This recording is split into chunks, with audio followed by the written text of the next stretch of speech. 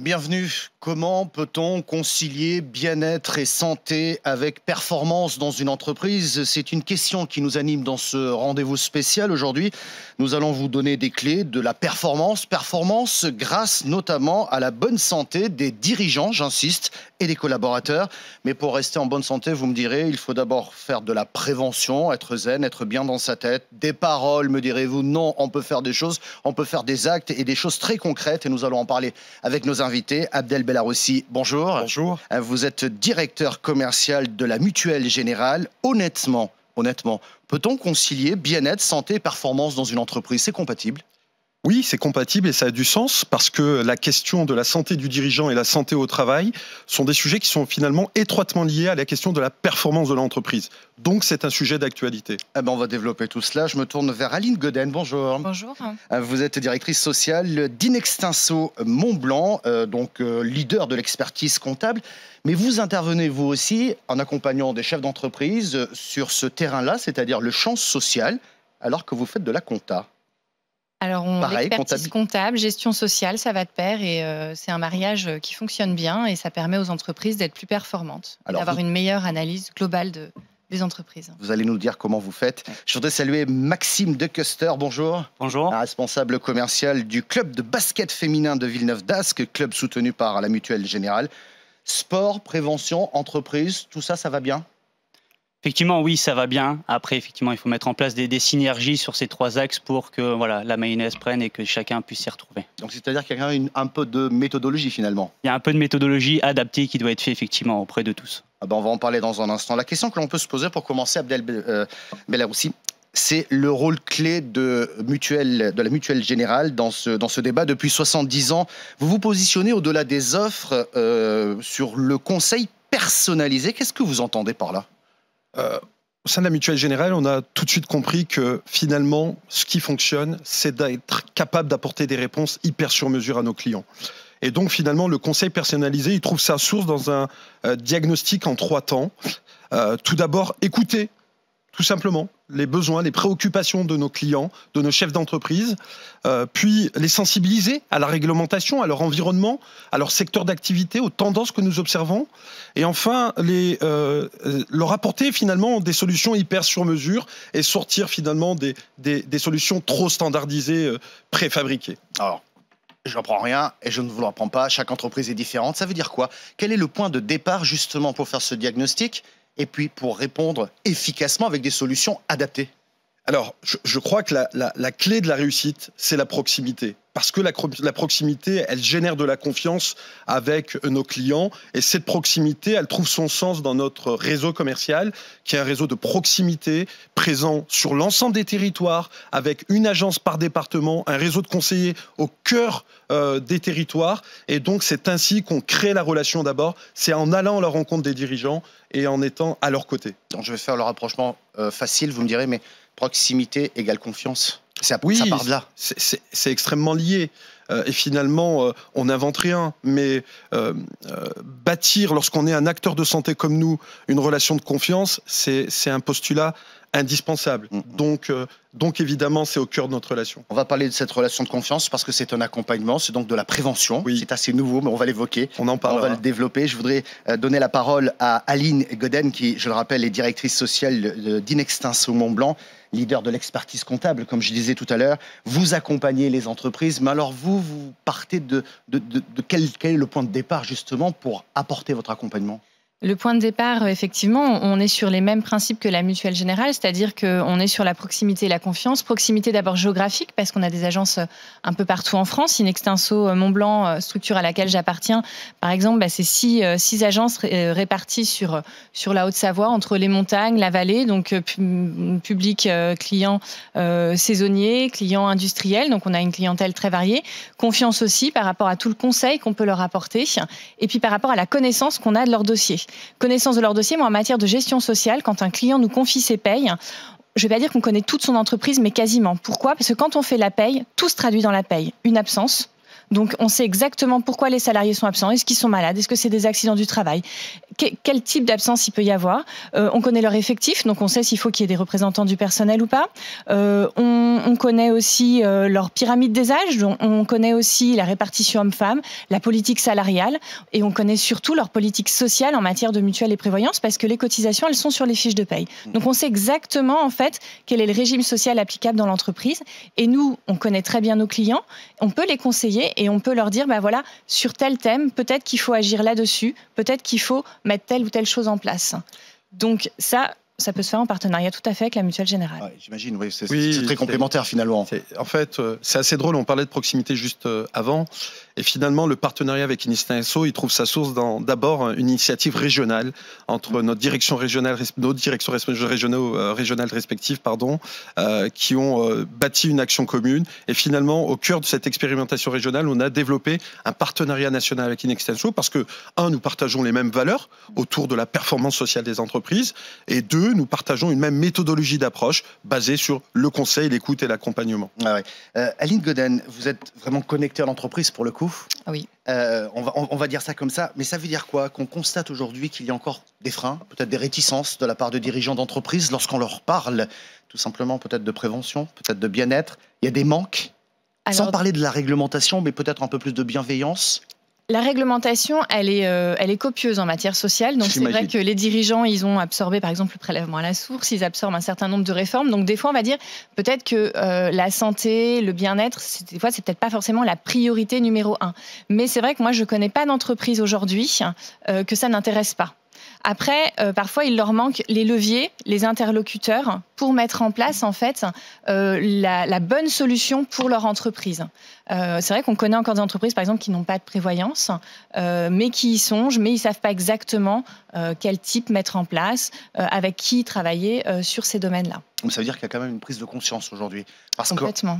Par rapport à la question initiale de ce programme, c'était de se dire on peut concilier effectivement bien-être, santé et performance. De toutes les façons, un salarié qui n'est pas bien est moins performant. De la même manière qu'un dirigeant qui n'est pas bien est moins performant aussi en tant que dirigeant, parce qu'on parle de la santé au travail des salariés, mais il y a aussi la santé au travail des dirigeants, et on s'occupe aussi de la santé des dirigeants. Et quand on sait comment les dirigeants s'oublient dans les entreprises, bien souvent d'ailleurs. Évidemment, évidemment, l'essentiel a été dit, c'est qu'un dirigeant bien dans sa tête, bien dans son corps, est plus amène à mieux comprendre, mieux écouter et prendre les meilleures décisions pour son entreprise. Donc évidemment, le sujet touche à la fois et impacte à la fois les salariés et le chef d'entreprise. Ça paraît simple de le dire comme ça, mais c'est fondamental parce que c'est quand même la vie d'une entreprise et c'est quand même la survie d'une entreprise. Mais ce qui me surprend, Abdel Belaroussi, c'est que pour moi, excusez-moi, mais une mutuelle, c'était pour rembourser des frais de santé, point barre.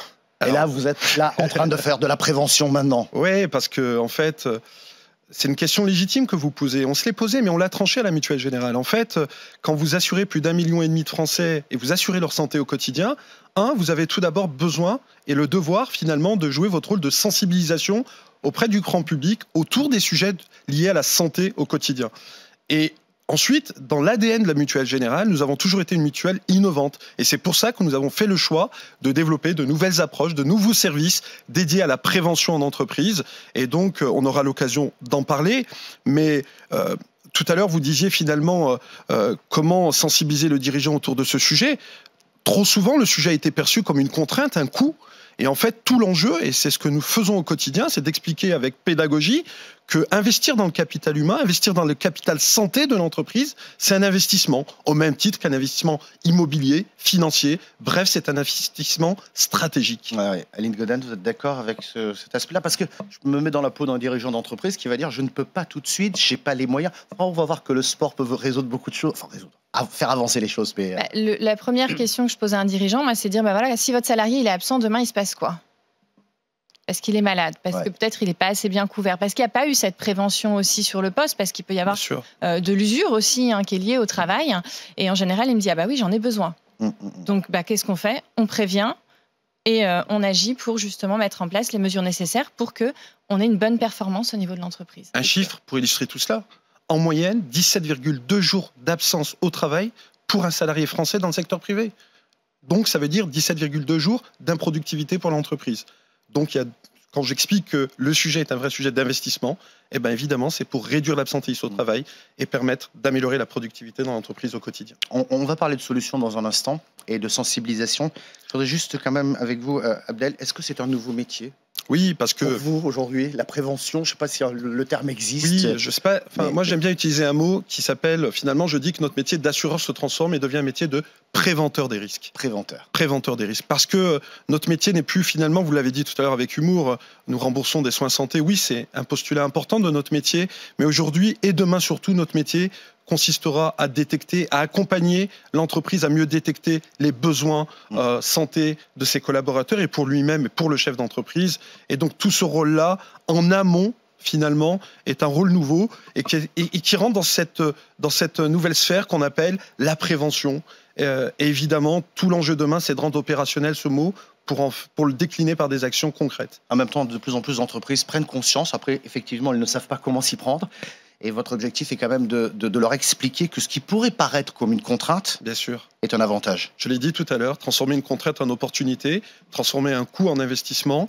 Ça change notre philosophie, la philosophie de notre métier, je disais, assureur-préventeur, mais ça change aussi le rôle de mes équipes au quotidien, puisque leur rôle n'est plus seulement d'être un rôle de conseiller en assurance, mais c'est un rôle de conseil, d'accompagnement dans le champ de la prévention sociale. Et c'est pour ça que nous sommes en train de développer une nouvelle offre de services dédiée pour le dirigeant et les collaborateurs en entreprise. Alors, on a bien compris cette partie sensibilisation, et aujourd'hui, je dirais que ça va aller de plus en plus loin parce que la limite entre vie privée et vie professionnelle, ça devient compliqué aussi. Mais c'est très intéressant à observer toute cette évolution. Mais j'aimerais qu'on parle de sport avec vous, Maxime De Coster, donc du club de basket féminin de Villeneuve-d'Ascq. Je vous ai posé une question en introduction sur le sport en entreprise et je vous ai dit, est-ce qu'il y a une méthodologie, est-ce qu'il y a une manière de faire? D'abord, qu'apporte le sport en entreprise? Est-ce qu'on rejoint ce qu'on disait tout à l'heure, à savoir amélioration du bien-être et de la santé?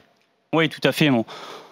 On peut rebondir sur des valeurs qui ont été indiquées, de proximité, voilà, d'esprit de cohésion, de travail en équipe, voilà, pour atteindre aussi les objectifs et atteindre effectivement, éventuellement, la performance dans l'entreprise. Donc effectivement, ce sont des liens qui sont mis en avant et qui sont de plus en plus présents. Et nous, en tant qu'acteurs du sport, on se doit aussi d'intervenir auprès des entreprises pour leur apporter l'expertise que l'on peut avoir en interne et justement les aider dans ce bien-être global, que ce soit vis-à-vis des dirigeants ou au niveau des salariés. Justement, sur ce point, des entreprises viennent vous voir, vous, club professionnel, pour vous demander conseil et éventuellement vous demander quelques méthodes ou je ne sais pas. Oui, tout à fait. On est de plus en plus sollicité justement par l'entreprise pour apporter des pistes de travail, aussi voilà, les accompagner dans le bien-être du salarié dans l'entreprise et notamment à travers la pratique physique. Alors ça va de la pratique physique effectivement de remettre en forme, apporter aussi quelques activités ludiques, mais ça va aussi bien plus loin dans l'accompagnement d'un point de vue postural, sur des situations par exemple d'étirement, sur des situations d'ajustement au niveau de la préparation mentale que l'on peut avoir nous en tant que sportif de haut niveau. Donc effectivement, ça intervient sur différents vecteurs qui permettent à terme effectivement de limiter l'absentéisme des salariés, mais aussi d'augmenter leur performance dans l'entreprise. Dans votre approche globale, vous vous dites quand même tout part du mental, parce que c'est là, à partir du moment où un collaborateur est heureux, responsabilisé, épanoui, ça diminue considérablement les risques, je pense. Oui, parce que finalement, on parle souvent de la santé au travail ou la santé du chef d'entreprise autour du thème de la santé physique. Mais on oublie souvent le thème de la santé mentale. Et les deux sont liés. Et donc, c'est pour ça d'ailleurs que nous avons développé ce partenariat avec le club de Villeneuve-d'Ascq, le club féminin de basket professionnel, parce que ça nous permet de sensibiliser le grand public autour du sujet d'inscrire le sport dans le parcours de soins santé. Et le sport permet d'être bien dans son corps et dans sa tête. Tout à fait, mais c'est une première démarche qui est peut-être pas très coûteuse dans une entreprise et qui est en plus au-delà, je dirais, du travail mental qui peut être fait. Il y a un travail, je dirais, d'équipe, un collectif qui se met en place. Et effectivement, voilà, l'idée c'est, il y a ce premier travail, ce premier penchant de l'activité sportive en tant que telle, mais il y a aussi la cohésion et l'aspect social que le sport peut amener dans l'entreprise en elle-même. Donc effectivement, créer une cohésion, un travail d'équipe, des synergies, des échanges qui permettront à l'entreprise de pouvoir effectivement atteindre les objectifs et donc à terme d'être aussi beaucoup plus performante. Mais comme on le disait tout à l'heure, chaque entreprise est différente, ça veut dire que chaque demande va être différente. Effectivement, il n'y a pas de méthodologie vraiment définie en amont. Là, c'est vraiment à construire avec les besoins de l'entreprise, en fonction aussi des salariés, des secteurs d'activité dans lesquels nous pouvons intervenir. Donc voilà, ça c'est vraiment construit en adéquation. Et encore une fois, c'est des échanges qui sont faits mutuellement des deux parties pour essayer de construire la meilleure offre et le meilleur package possible au niveau sportif pour l'entreprise. Alors là, on parle du sport, c'est un peu votre cœur de métier par définition. C'est un des éléments parmi tant d'autres. On abordera d'autres pistes si vous le voulez bien. Mais si je vais un tout petit peu plus loin, je peux dire que si je fais rentrer du sport de manière, on va dire, ludique, mais en même temps où l'équipe s'investit, ça peut être un levier de performance pour mon entreprise. Vous avez eu des exemples ou des choses que vous avez pu vivre comme ça? Oui, ça peut être un levier de performance, effectivement. Dans un premier temps, il y a ce côté ludique, comme vous avez pu l'indiquer. Après, effectivement, il faut intégrer au fil du temps et aussi en fonction des retours des salariés. Ce qui est important aussi de prendre le retour des salariés, de savoir, OK, est-ce que ça fonctionne pour eux, comment ils ressentent un peu cette activité. Mais derrière, effectivement, il faut mettre quelques challenges qui peuvent intervenir vis-à-vis de la pratique sportive. Et ce qui nous permet justement de solliciter les salariés, de les mettre un peu en émulsion autour de la pratique sportive pour derrière qu'ils puissent retranscrire ceci dans leur activité de tous les jours dans l'entreprise. Abdel, aussi dans le cadre de la prévention, quand vous accompagnez ces chefs d'entreprise en confiance, vous leur dites, faites du sport, si j'ose dire. Oui, on leur dit intégrer le sport comme un vrai outil sérieux, ludique, efficace dans la politique sociale de votre entreprise. Tout à l'heure, je donnais un chiffre alarmant, le chiffre autour de l'absentéisme au travail. Je vais donner un deuxième chiffre qui est un chiffre préoccupant. Aujourd'hui, dans l'entreprise, en moyenne, 55% des salariés reculent la date de consultation médicale. Soit parce qu'ils n'ont pas le temps, soit parce qu'ils n'ont pas les moyens, par l'accès à la santé, de consulter un spécialiste et de s'inscrire dans un parcours de soins santé. Donc le fait, effectivement, il y a un enjeu par le sport de finalement limiter les risques de santé et de mal-être, et aussi d'aider à réintégrer un parcours de soins santé et d'intégrer le sport dans ce parcours de soins santé. Clairement, c'est un outil formidable pour améliorer le bien-être des collaborateurs et du chef d'entreprise. Ouais. Si on part du point de départ, c'est quand même une décision managériale. Alors, allez, on va le dire entre guillemets, le patron qui décide.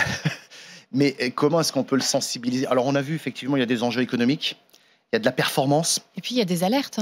Il y a du turnover, il y a des absences. Enfin, je veux dire, les alertes, elles viennent assez vite au chef d'entreprise. C'est-à-dire que s'il n'a pas pris conscience immédiatement, ça vient à lui. Ouais. Finalement, ce qui fait la jointure entre la préoccupation du dirigeant et les aspirations des salariés, vous savez, c'est quoi? C'est le thème de la qualité de vie au travail. Et finalement, c'est la responsabilité partagée des acteurs. Aujourd'hui, le dirigeant d'entreprise, que ce soit une entreprise de taille moyenne ou d'une certaine taille, on ne peut pas faire outre ou passer la vie de ses salariés. Et donc, un dirigeant d'entreprise, n'ayons pas d'idées reçues. Ils sont conscients de ce sujet aujourd'hui.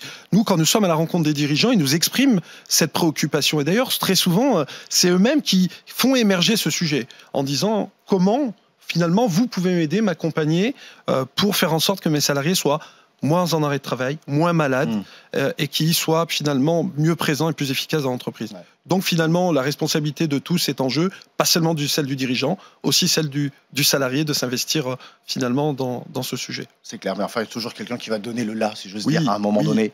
Et c'est là où il faut travailler pour pouvoir mettre des actions efficaces et concrètes, comme on vient de le voir à travers le sport notamment. Oui, et c'est pour ça d'ailleurs que le partenariat avec le club de Villeneuve-d'Ascq, c'est pas juste un enjeu de communication pour la Mutuelle Générale en termes d'affichage, mais c'est un enjeu pour sensibiliser, porter un message auprès des chefs d'entreprise en leur disant santé, sport, bien-être sont des sujets liés qui ont du sens lorsqu'on est une mutuelle et c'est un métier, c'est un service qu'on peut vous apporter. On s'adresse à beaucoup de patrons d'entreprise. Vous avez évoqué ce terme tout à l'heure, quelle que soit la taille de l'entreprise. Ça veut dire quoi? Qu'une petite entreprise peut aussi mettre des choses en place pour le bien-être de ses 2, 3, 4 collaborateurs? Évidemment, aujourd'hui, il existe plein d'outils accessibles et des solutions et de services prévention accessibles aux TPE ou même aux TTPE. Et que finalement, la question de la santé au travail n'est pas que le loisir ou l'accès aux très grandes entreprises. Et donc, d'ailleurs, nous avons une philosophie au sein de la Mutuelle Générale, c'est finalement d'accompagner les petits comme les grands et les grands comme les petits. C'est-à-dire de ne pas faire de différence et d'apporter une même qualité de service, une même offre de services innovantes, quelle que soit la taille d'une entreprise ou pour les dirigeants, quel que soit le secteur d'activité dans lequel nous sommes experts. Donc, ce qui veut dire qu'on ne peut plus, je dirais, faire l'économie de cette partie prévention. C'est une question de survie de l'entreprise. Aline Godin, on va après parler des conseils, hein, vous allez me donner ce que... Mais est-ce qu'on peut dire que pour un chef d'entreprise qui décide d'attendre je ne sais trop quoi, il peut mettre son entreprise en péril? En Par péril, rapport au turnover, par rapport pas, à... mais en tout cas, c'est un point de faiblesse. Et c'est un point de faiblesse aussi, d'ailleurs, lors même d'un recrutement d'un salarié, en fait. Parce qu'aujourd'hui, il y a une demande aussi. Oui. Le salarié va dire, mais à quelle couverture j'ai chez vous? Comment ça se passe? Et ils attendent, en fait, cette notion de bien-être et de bienveillance aussi dans l'entreprise. C'est un outil de recrutement, de fidélisation. En péril, je dirais peut-être pas jusque-là, parce qu'il y a quand même peut-être d'autres leviers aussi, mais en tout cas, c'est une réelle attente et c'est une réelle considération qu'il faut prendre pour tous les chefs d'entreprise. Pour recruter aujourd'hui, effectivement, cette fameuse marque employeur, lorsqu'on Oui. s'occupe des salariés, c'est quand même capital, quoi. Oui, la qualité de vie au travail, elle est aussi source de liant dans le vivre ensemble, dans l'entreprise, parce que l'entreprise est aussi une communauté de vie, finalement, au quotidien. Et s'intéresser à la santé de l'ensemble des collaborateurs, c'est finalement créer du lien et s'assurer que ce lien santé soit vivant et fort dans l'entreprise. Une dernière question, Abdelbella, aussi. Le monde change, Oui. les habitudes changent, le management change, vous changez aussi. Oui. C'est intéressant, ça veut dire quoi? Qu'il faut en permanence, en ce qui vous concerne, être connecté avec la société, mais surtout avec les modes de consommation, avec les modes de vie, avec les attentes des uns et des autres, avec des offres peut-être plus affinées à un moment donné. Comment est-ce que vous évoluez dans ce monde en perpétuelle évolution? Avec une conviction forte, c'est de se transformer constamment en même temps qu'évoluent les besoins de nos entreprises clientes, de nos clients et de notre environnement. Aujourd'hui, finalement, un projet de transformation, c'est pas un projet ponctuel, c'est un projet de transformation en continu pour finalement répondre étroitement aux aspirations qui émergent sur notre marché de la protection sociale. Et quand je vous disais tout à l'heure que nous allons développer dans les prochains mois une nouvelle offre et société de services LMG qui permettra, LMG, Mutuelle Générale évidemment, mais qui va permettre là aussi d'offrir et d'élargir notre palette de solutions dans le champ de la prévention, c'est un vrai choix stratégique et c'est une démonstration de notre adaptation au marché. Alors j'aimerais qu'on regarde si on avait un ou deux conseils à donner à celles et ceux qui nous regardent. J'espère que la sensibilisation est passée, qu'on leur a expliqué qu'il y avait des solutions tout à fait abordables et que c'est une question aussi, allez, je vais dire, d'évolution et de développement de l'entreprise, parce qu'une entreprise sans collaborateurs, c'est pas vraiment une entreprise qui est appelée à se développer, ou alors c'est un autre modèle qui n'a rien à voir avec celui qui nous intéresse ici. Je vais vous donner la parole peut-être avec vous, Aline Godin, pour commencer, si vous aviez un ou deux conseils clés. S'entourer pour les dirigeants, c'est-à-dire que si ils n'ont pas les idées ni peut-être les compétences pour aller sur ces sujets-là, ben, qui s'entourent. Donc effectivement, il y a des tas d'interlocuteurs qui sont en fait à leur écoute.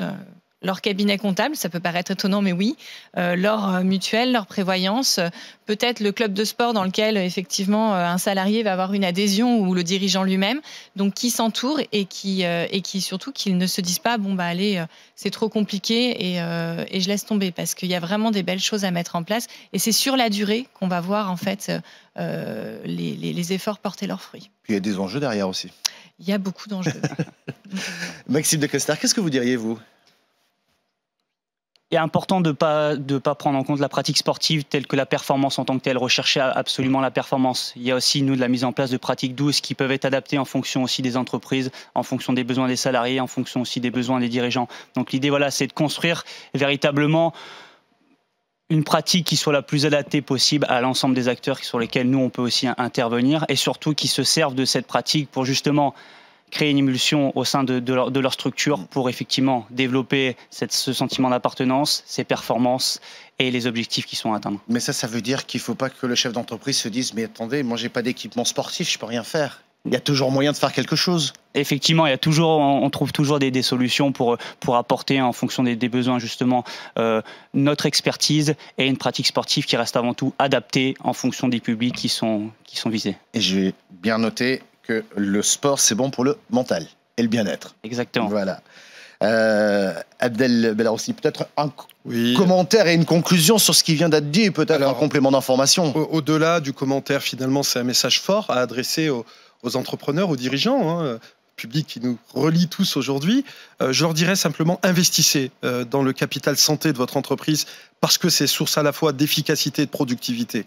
Donc, investissez dans le capital humain, investissez dans le capital santé. D'autant qu'il y a des études, hein, vous l'avez dit tout à l'heure, il y a beaucoup d'études qui montrent. Beaucoup d'études le démontrent, il suffit d'aller un peu googliser le sujet et vous trouverez plein d'informations. Mais aujourd'hui, au-delà des études, c'est très expérimental. Tentez des expériences avant de faire ces choix-là. Tentez des expériences avec la Mutuelle Générale. Nous sommes en mesure de les accompagner, de leur proposer des expérimentations pour vérifier sur le terrain que la prévention, ça marche et c'est source de bien-être et donc de performance. Voilà qui est des sources de bien-être et de performance. Comment concilier, on le disait tout à l'heure, bien-être et santé avec performance dans une entreprise. Merci à nos invités. Merci à Aline Godden, directrice sociale in extenso Montblanc. Merci à Abdel Belaroussi, directeur commercial de Mutuelle Générale. Et merci également à vous, Maxime Decuster, responsable marketing du club basket de Villeneuve d'Ascq, basket féminin. Merci beaucoup d'avoir participé à cette émission.